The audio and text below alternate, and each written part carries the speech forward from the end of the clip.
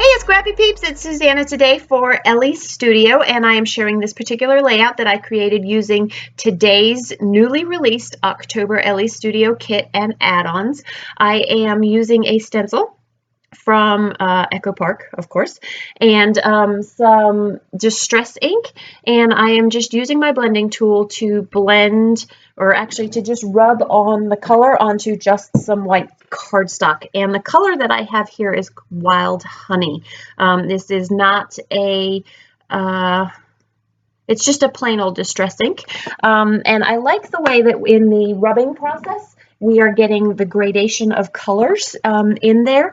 And so some of it is really orange and some of it is more yellow, but it adds that variety of hue to the fall background. This is not part of the Ellie Studio kit, but it does complement very nicely to that. I am going to also use the pattern papers from last month's add-on. They are just phenomenal, but the kit coordinates very, very well with the colors in that pattern paper pack, and so I'm going to use those as well. I have this green cardstock that is going to serve as the frame for the background of my layout, and then I'm going to cut down some of this paper from Noteworthy to create the background within that green frame there. This is a 4x4 photo, and the photo is of my dining room table. I am sure many of you are probably much like we are in that the dining room table gets used mostly for storage and not much else. And so it's kind of a momentous occasion when Halloween, Thanksgiving rolls around on a yearly basis, and we clear off the table and get to all sit and gather around the table, which is pretty much what the title of this layout is. You can see that 3x4 card on the right hand side of the photo. It has a bunch of circles in it and it just says gather. And so I took one of the print and cut files and punched that with a 1-inch punch. And so the title of this layout says, "Today We Gather Round." And then at the bottom, there's a couple of other circles that I've put in from the stickers from the kit. And I'm going to use one of the word stickers that says tradition, and that's not part of the title, but that completes that card there. And then the other card on the left-hand side says thankful.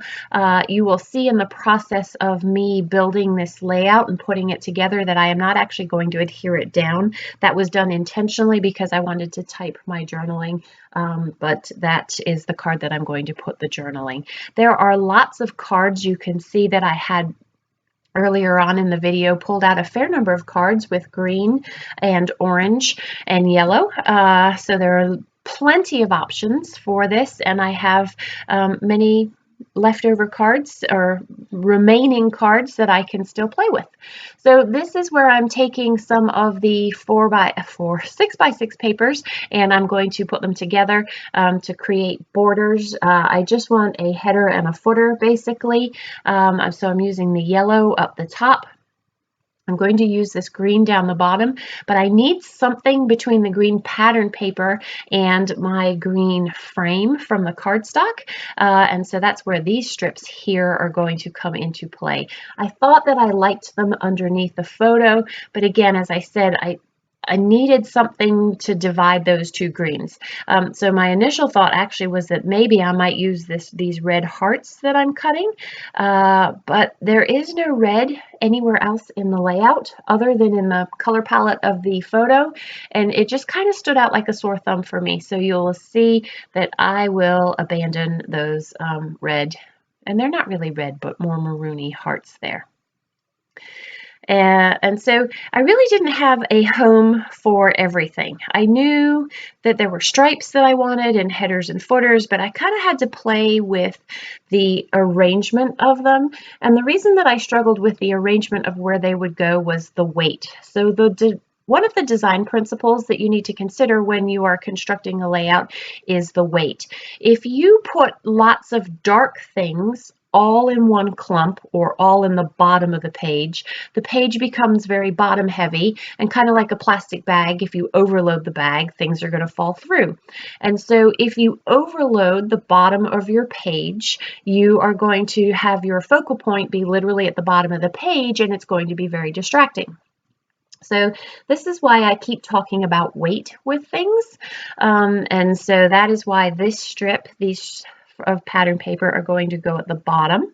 And then the green will go on top, because that breaks up that what would have otherwise been a very solid chunk of green.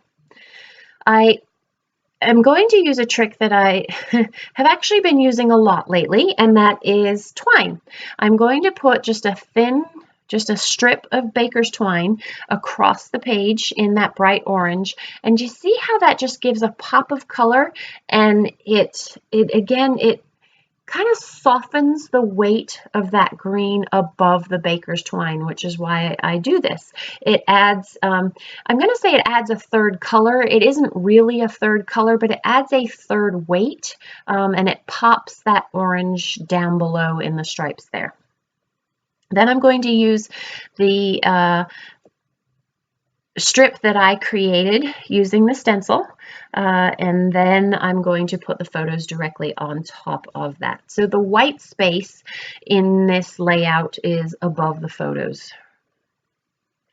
The 4x4 photo and then the 3x4 very much determined the size, because I wanted everything to go straight across the background there, and so that determined the size of the pattern paper that I was going to cut to put on top of the green frame. And then from there, we have the base of the layout, and I want to have my embellishment clusters then to further embellish the page. Now, if you were in a hurry or more of a simplistic scrapbooker, you could absolutely have left it like that, and you didn't have to have the embellishment clusters, but I really like the embellishment clusters. So what I have there, that is again some cardstock, that is just brown cardstock, and I have used one of the digital cut files this month. It is the acorn, obviously, and I've cut that in 3 different shapes, or not shapes, sorry, sizes, and I'm going to use those as to create the trio of clusters that I like to create. And if you, again, follow my work, you know that one of the design principles that I very strongly adhere to is a trio of clusters. And the reason I use this trio of clusters is to create the visual triangle. And I try in my visual triangle to pull your eye through the title, through the photo, and through the journaling, so that it creates movement along the page. It guides your eye where to look and the things in particular that I want you to look at. And so the weight of these acorns is kind of the uniting factor. The other uniting factor in these clusters is that while I use 3 different wood veneers, there are also, each one of those clusters has a wood veneer to it as well. And then I do like to have slightly different things amongst the cluster too, and again, that's for some visual interest. So I'm going to use some of the word phrases. I love these puffy stickers. Every month I love the puffy stickers, and I think every month that Ellie can't do better than she did last month, and each month she always outdoes herself, and Ellie's studio just keeps getting better and better. I love it. I love designing for this company, and I just love the product, and I hope that my process videos help sell it to you and that you love it as much as I do. And I hope you know too that if you ever have any questions about the kits, please don't hesitate to leave them in the box down below, or if you want to message me, feel free to message me too. If there's things that you buy in the kits and you aren't sure what to do with it and you want some examples, please don't feel free to hesitate to ask me that either, because I absolutely love designing with these kits, and love sharing that joy with the paper crafting community. So I am using liquid adhesive to adhere a lot of these things. I do use some dot adhesive as well. It just really happens to be what's in my hands at the time there. So this is one of 2 layouts that I created to share for the release. I also have a Halloween pocket page. I don't do process videos of the pocket pages. They're a lot harder for me to do. So I don't have that for you this month, but be sure to go over to my Instagram account and check out that pocket page. It's also going to be on the Ellie's Studio blog at some point in time as well. So this ends up being the bulk of the layout. I'm going to use these black letter stickers that are just a must-have. They come in all shapes, all kinds of colors, but they are a mainstay in my collection. When I need letter stickers, these are smaller ones. These are typically the ones that I am going to reach for. And they last a long time. There are a lot of letters that are there. Well, I shouldn't say they last a long time. If you use them as frequently as I do, they don't last a long time, but that's because you get a lot of use out of them.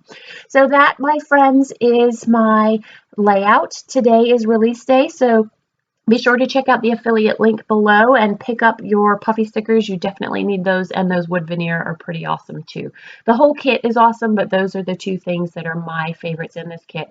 I do really love the digital cut file this month as well, and know that you will get lots of fall layouts out of that. This is something else that's released this month. It's so cool to have all of those different words and the labels that you can print in colors that work for you. And then you see the matching die right there.